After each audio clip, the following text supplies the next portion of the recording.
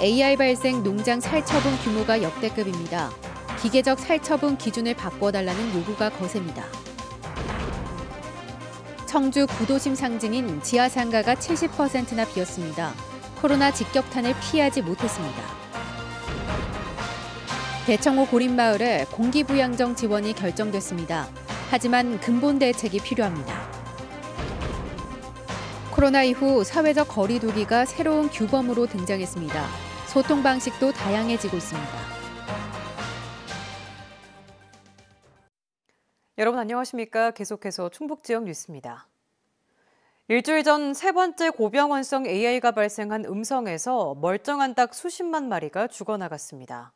무조건 3km 안이라는 기준에만 맞춰 정부가 과도한 방역을 하고 있다는 지적이 나오고 있습니다. 허지희 기자가 보도합니다. 연기에 휩싸인 사체 더미가 트럭 적재함으로 쏟아집니다. 몇 분 전까지 건강하게 살아있던 산란닭 19만여 마리입니다. 지난 5일 고병원성 AI가 발생한 종오리 농장에서 반경 2.9km 떨어졌습니다. 이 농장은 사전 예찰에서 음성이 나왔습니다.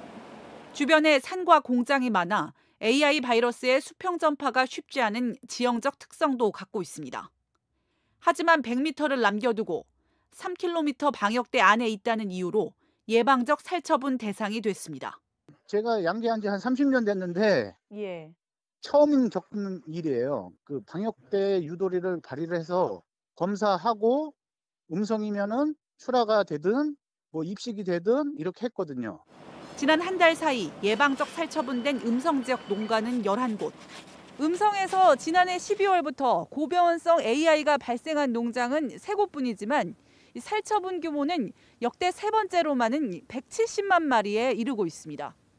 AI가 마지막으로 터졌던 2018년 예방적 살처분 기준은 반경 500m였지만 이후 3km 내로 정부 지침이 바뀌었습니다. 현장에선 3km 원칙만 고수해 기계적 살처분이 이루어지고 있다는 지적이 나오고 있습니다. 지금 3km 안에 무조건 살처분하는 것은 상당히 과도하다라고 생각이 되고 윤리적이지도 못하고 생명적이지도 못하고 예산을 과다하게 낭비하는. 전문가들도 정부 지침은 농장별 특성을 고려하지 않은 과학적 근거가 없는 값비싼 손쉬운 방역이라고 지적합니다. 3kg라는 거는 이제 물론 다른 나라의 뭐 사례를 들어서 설정을 했다라고 알고는 있지만 한국의 현실에 맞게 좀 더 하나씩 농가당 이제 어떤 평가를 거치고 이렇게 해야지.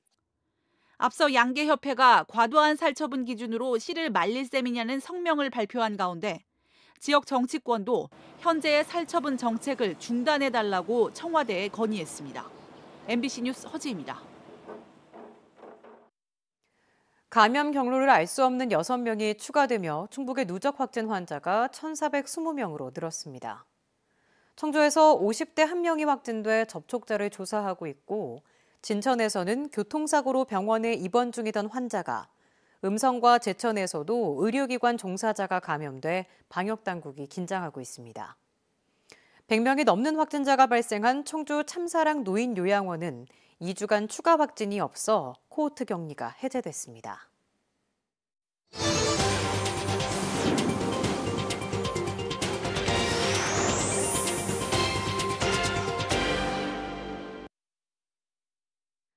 네, 코로나 이후 달라질 일상을 살펴보는 연속기획 세상이 바뀐다 순서입니다.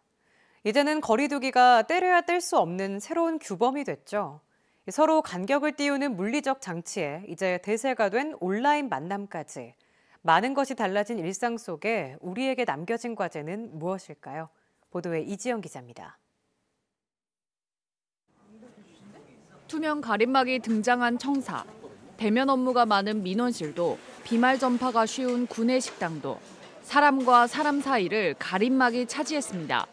마스크가 100% 안전하다고는 할 수 없으니까 앞에서 한 번 더 차단을 해주니까 사람들도 많이 왔다 갔다 하고 접촉을 하는데 그런 거에 있어서 더 보호가 된다고 생각이 됩니다. 가림막 설치가 힘든 민간 식당은 다른 방법을 찾았습니다. 매출과 직결된 테이블 수를 줄인 것, 늘어난 거리만큼 마음은 편해졌습니다. 코로나 이 시기에 수익을 먼저 따지기보다 손님들이 이제 찾아주시는 분들의 이제 감사함에 좀 편하게 식사를 하시게끔 하자 하는 그런 마음에 공간을 뛰어넘은 거리두기도 자리 잡고 있습니다.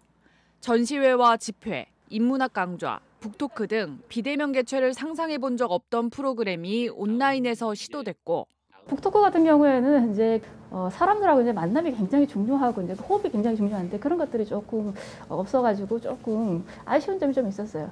사적 모임도 랜선을 타고 이뤄집니다. 불과 1년 새 거리두기가 지키지 않으면 비판받고 공동체를 위협하는 일종의 규범이 되면서 달라진 모습입니다. 제 친구들이 되게 여기저기 지역이 좀 다르게 지금 살고 있어서 멀리 있는 친구도 있고 했는데 코로나 이 시국에 오기가 힘드니까. 이제는 익숙해진 거리두기는 코로나 이후에도 이어질 전망입니다. 배달 증가로 인한 유통업계 변화와 온라인 채용, 재택근무 확산 등 이미 경제 패러다임은 비대면으로 전환하고 있습니다. 문제는 사회복지 분야입니다. 사양산업 종사자를 비롯해 비대면 정보통신 기술을 쉽게 접하고 쓸 수 있는 사람과 그렇지 못한 계층 간 격차가 소외를 넘어 생존 문제로 이어지는데 코로나19 장기화로 갈등이 세분되면서 사회적 공감대를 이루기는 더 어려워졌기 때문. 전문가들은 거리두기를 공동체와의 교류 단절로 이해해서는 안 된다고 지적합니다. 서로 만나서 교류하고 협력을 하는 것이 우리 인간의 하나의 기본적인 속성인데 이웃이라든지 공동체, 이 사회에 대한 관심도 약해지고 거리두기 제한 업종을 두고 제기된 형평성 논란과 재난지원금 지급 대상을 둘러싼 논쟁은 이미 시작된 상태. 거리두기가 남길 달라질 시대를 앞두고 성공적인 연착륙을 위한 과제가 바로 눈앞에 놓여 있습니다. MBC 뉴스 이지연입니다. 팬데믹 1년 만에 여기저기 비어있는 상가가 부쩍 늘었죠. 청주 구도심 상권의 상징격인 지하상가는 전체의 무려 70%가 통째로 공실로 변하면서 말뿐인 상가로 전락할 위기입니다. 청주시가 이 지하상가의 건물주라는데도 이렇습니다. 심충만 기자입니다. 1987년부터 청주 도심 상권의 한 축으로 자리 잡은 250m 규모의 지하상가. 텅 빈 지하도 양쪽으로 불 꺼진 빈 점포가 이어져 있습니다. 너무 썰렁할까 봐 몇몇 폐업 점포는 일부러 불을 켜놔야 할 정도입니다. 뭔가가 허전하고 약간 텅 빈 느낌? 밤에 아무것도 없으니까 무섭고. 이곳 전체 124개 점포 가운데 현재 임자 없는 빈 점포는 70%인 84곳. 정상 임대 중인 일부 점포마저도 조만간 폐업을 예고했습니다. 지상보다 눈에 잘 안 띄다 보니 코로나19에 더 강한 직격탄을 맞은 건데 상점이 빠지니 손님이 더 줄어드는 악순환까지 겹친 것입니다. 매출은 저희 같은 경우는 코로나 터지고 솔직히 얘기하면 80% 줄었어요. 요즘은 솔직히 문 열어놓는 건 안 열어놓는 건 집에서 편하게 이불 속에 있는 게 더 나아요. 이 지하상가의 소위 건물주라는 소유 주체는 지자체인 청주시. 그런데 2028년까지 관리와 운영 전체를 민간에 위탁한 상태여서 해당 업체가 줄어든 임대료를 감당하며 매월 수천만 원대의 적자를 버티는 중입니다. 임대료를 최대 절반까지 낮추는 출혈 경쟁에도 나서보고 있지만 이대로 얼마나 더 견딜지는 장담을 못합니다. 지자체 소유의 시설입니다. 지금 청주 시민들이 걸어 다니시는 이 길도 공공보도고요. 화장실도 공공화장실입니다. 그렇기 때문에 지자체 차원의 관심과 지원이 절실하게 지금 필요한. 청주시도 시설의 공공적 성격은 인정하면서도 직접적인 구제 방안은 말을 아꼈습니다. 청년층이 타켓이잖아요. 성안길 같은 경우. 그래서 청년층을 유입할 수 있는 좀 강구를 하고 그리고 이제 중앙에 청년물 사업에 이제 적극적으로 응모를 해서 다양한 지원책을 좀. 팬데믹 1년 동안 다수의 시선조차 받지 못한 지하상가가 구도심 상권 공동화의 신호탄이 될 것이라는 우려가 커지고 있습니다. MBC 뉴스 심충만입니다. 충청북도가 올해 중소기업 육성자금 1차분 1,520억 원을 먼저 풀기로 하고 18일부터 22일까지 신청을 받습니다. 건축과 생산시설 구축에 필요한 창업 경쟁력 강화 자금 400억 원과 생산 판매와 경영 안정을 위한 운전자금 1,120억 원입니다. 충북에 사업장을 둔 중소기업은 충북기업진흥원에 신청하면 적격 심사를 거쳐 지원받을 수 있습니다. 충청북도는 올해 4차에 걸쳐 3,920억 원의 중소기업 육성 자금을 공급할 계획입니다. 전해철 신임 행정안전부 장관이 충북을 방문해 코로나19 백신 전달 체계를 점검했습니다. 전해철 장관은 오늘 청주 상당보건소를 찾아 다음 달 시작되는 백신 접종 준비 상황을 살펴보고 관계자들을 격려했습니다. 이어 충북경찰청에서는 7월 전면 시행되는 자치경찰제의 시범 운영 추진 상황도 점검했습니다. 지난주 공기부양정 수리비를 지원받지 못해 사실상 고립된 생활을 하고 있는 옥천 오대리 주민들의 이야기 보도해드렸었죠. 보도가 나간 다음 날 수자원공사와 옥천군은 긴급회의를 소집해 공기부양정 지원의 뜻을 모았습니다. 일단 이렇게 급한 불은 껐지만 공기부양정의 잦은 고장에 따른 향후 예산, 또 관리 문제 등 아직 풀어야 할 과제가 많습니다. 조미애 기자입니다. 공기부양정을 수리하지 못해 위험을 무릅쓰고 꽁꽁 얼어붙은 대청호를 아슬아슬 걸어다녔던 옥천 오대리 마을 주민들. 아이고 말도 마요. 미끄러 몇 번씩 주저앉으며 작대기 꼬장이나 짚고 있대요. 결국 수자원공사와 옥천군은 협의 끝에 공기부양정 수리비 2,500만 원과 수리할 동안 쓸 선박 임차료 600만 원을 부담하기로 했습니다. 임대한 공기부양정은 오는 14일부터 사용하게 됩니다.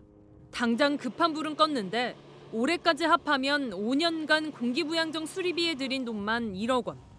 매년 수자원공사가 부담하기로 한 인건비, 유류비, 수리비 등 공기부양정 예산 500만 원으로는 턱없습니다. 잦은 고장에 매년 초과할 수밖에 없는 수리비 부담도 문제에다 10여 명 고령 주민들에게 선박 관리를 떠넘기는 것도 한계가 있습니다.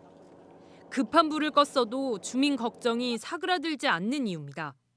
매년 연례 행사거든요. 근본적인 대책을 줬으면 좋겠어요.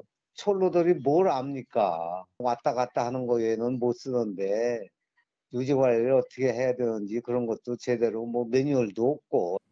향후 초과 예산에 대해 수자원공사도 아직 뚜렷한 계획이 없는 상황.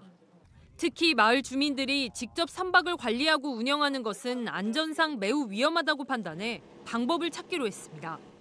앞으로 이러한 불편이 재발되지 않도록 옥천군과 긴밀히 협의해서 도선운영 방식 개선 등 항구적인 주민 안전 대책을 마련하도록. 지난 2015년 옥천군에서 선박을 운영하는 안이 나왔지만 주민 불편 우려로 한 차례 주민 반대에 부딪힌 바 있습니다. 군도 근본 대책이 필요하다고는 보고 있지만 수자원공사에서 먼저 적극적으로 나서야 한다고 보고 있습니다. 협의 과정들이 생긴 것은 그게 오래되지 않았다고 생각을 합니다. 노령화라는 부분에 있어서 특히 이제 관리 아니면 그 사업의 발굴 이런 부분도 여러 가지 어려움이 너무나 큽니다. 이제는 그 문제를 가지고서 이 과정에서 선박 운영 방안만 논의할 게 아니라 주민 불편을 해결할 근본적인 교통수단 개편을 고민해봐야 한다는 주민들 의견도 잇따르고 있습니다. MBC 뉴스 조미입니다.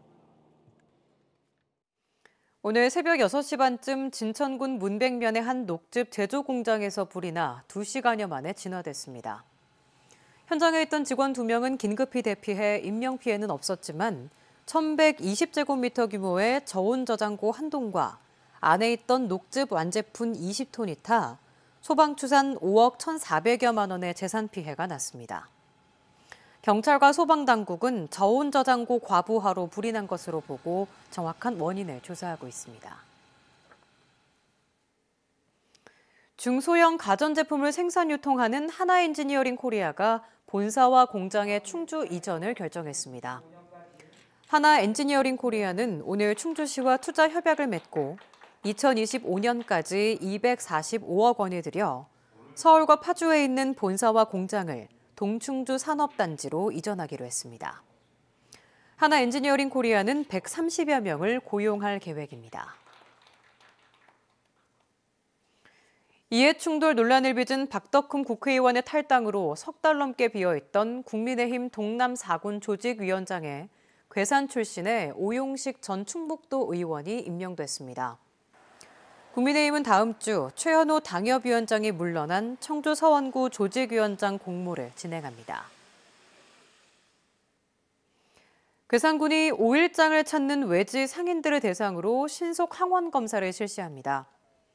괴산군은 내일 괴산읍 5일장을 방문하는 외지 상인 138명을 대상으로 보건소에서 신속 항원 검사를 하기로 했습니다. 괴산군은 무증상 전파로 인한 지역사회 확산을 선제적으로 차단하기 위해서라고 밝혔습니다. 음성군이 아동학대 긴급신고 전화를 24시간 확대 운영합니다. 음성군은 올해부터 아동보호기관과 아동학대 전담 공무원이 교대로 근무하며 아동학대 관련 신고를 시간과 관계없이 접수하고 현장 조사와 응급조치까지 이루어지도록 시스템을 구축했습니다. 긴급신고 전화는 872-1391로 아동학대 신고는 경찰에도 할 수 있습니다. 학령 인구 감소 등의 영향으로 도내 대학들의 정시 모집 평균 경쟁률이 하락했습니다. 충북대는 평균 4.27대 1로 지난해 5.65대 1보다 다소 하락했습니다. 교통대가 2.34대 1, 청주대 3.81대 1, 서원대는 3.72대 1 등으로 지난해보다 낮아졌고 지난해 4.26대 1을 기록했던 세명대학교는 1.81대 1로 하락폭이 가장 컸습니다. 한편 올해 수능 응시자는 48만 3천여 명으로 지난해보다 6만 3천여 명이 줄었습니다. 수돗물을 전기 분해해 살균수로 쓸 수 있다는 전해수기가 실제 효과는 미흡한 것으로 나타났습니다. 한국소비자원은 소금 첨가 없이 수돗물만으로 살균력이 99% 이상 있는 것처럼 광고한 13개 제품을 시험한 결과 대장균은 최대 35.3%, 황색 포도상구균은 최대 32.5% 감소한 데 그쳤다고 밝혔습니다. 또 일부 전해수기는 손소독제를 쓸 수 있다고 광고했지만 의약외품 기준에 따라 적합하지 않다고 설명했습니다. 충북지역 뉴스였습니다. 고맙습니다.